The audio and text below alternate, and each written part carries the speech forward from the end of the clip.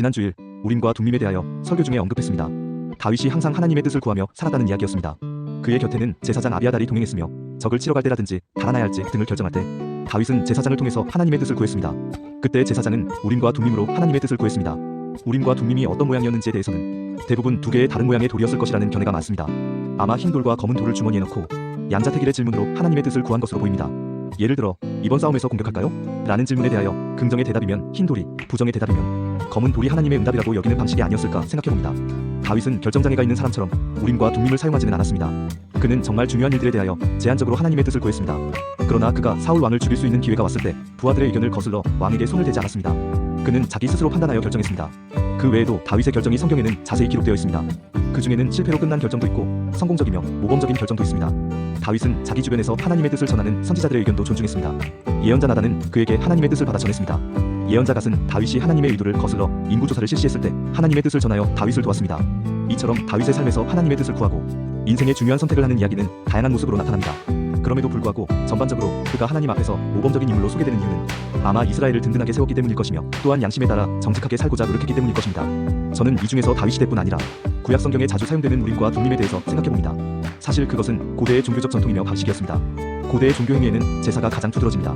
짐승을 잡아 피를 쏟고 각을 떠서 불에 태워 하나님께 바치는 제사는 고대의 전형적인 종교의식입니다. 이런 것을 오늘날에도 시행한다면 그것을 용인할 나라나 사람들은 없을 것입니다. 생각해보면 고대의 신의 뜻을 구하는 방식은 다양했습니다. 고대 중국에서는 거북의 등껍질에 불을 붙여 그것이 갈라지는 모습을 보고 점을 쳤습니다. 고대 로마에서는 새를 하늘에 날려보내 그 날아가는 방향을 보고 점을 치기도 했고 짐승을 갈라 그 내장인 간의 모양을 보고 신의 뜻을 헤아리기도 했습니다. 우리나라에서는 사주팔자를 가지고 기름을 점치는 풍습이 오래전부터 전해오고 있습니다.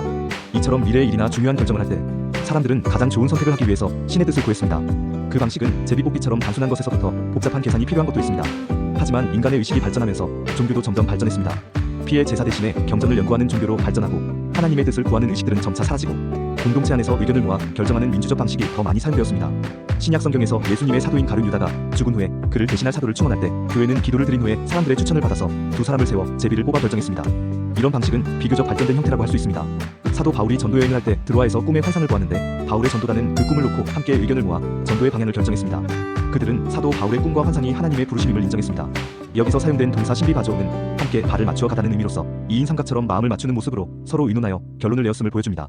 이처럼 종교의 제의는 시대를 지나오면서 계속 발전하고 변합니다. 그러나 중요한 것은 하나님의 인도를 구하고 그 뜻에 자신의 삶을 맞추고 바치겠다는 마음가짐과 결단입니다. 그런 마음을 가진 사람은 어느 시대에나 옳은 결정을 할 수 있을 것입니다. 그러나 그런 마음이 없는 사람은 어느 시대에나 혼미하게 될 것입니다. 그것을 가장 극명하게 보여주는 예가 바로 사울 왕과 다윗입니다.